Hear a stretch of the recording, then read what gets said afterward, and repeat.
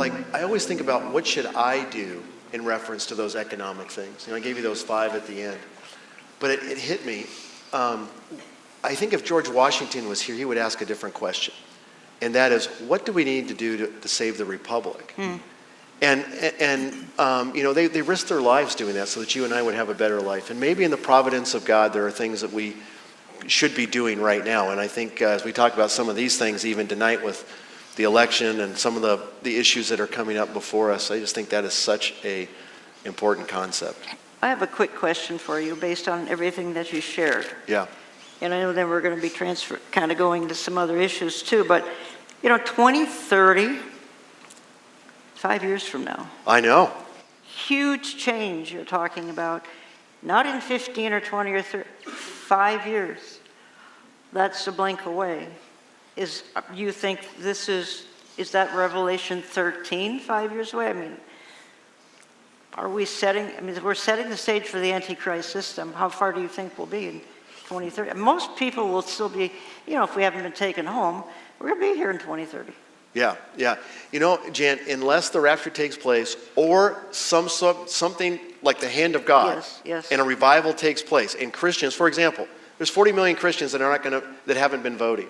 15 million haven't even registered to vote. That's right. There's ways we could push back, and God may extend us grace. If you read through the Old Testament, Judah had sinned against God. God had sent the prophets. He had warned them.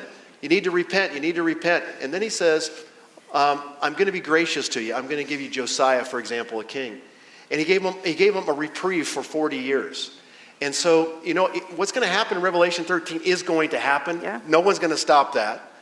But maybe God would grant us grace. Jesus is still building his church. Why hasn't Jesus come? Because he's patient, not willing that any should perish. So, Jan, I think the simple answer is this. You and I, as followers of Jesus, we all need to live godly. Number 2, we need to make the gospel known. Number 3, we need to assume the responsibilities that we have and influence righteousness in our own government here that influences the whole world. And maybe God will extend grace a little longer until the rapture takes place. And I think that's the best answer. And like Kendall Qualls, we just showed up there. That's what he's working towards. I think that's what we all need to be working towards. Well, you made an ominous statement. The good old days will be now. Yeah. Think about that. Yeah, I remember an old timer one time said that to me. He says, you know what? The good old days are right now. In 20 years, Mark, you'll be saying, oh, those were the good old days. I thought he was a nut.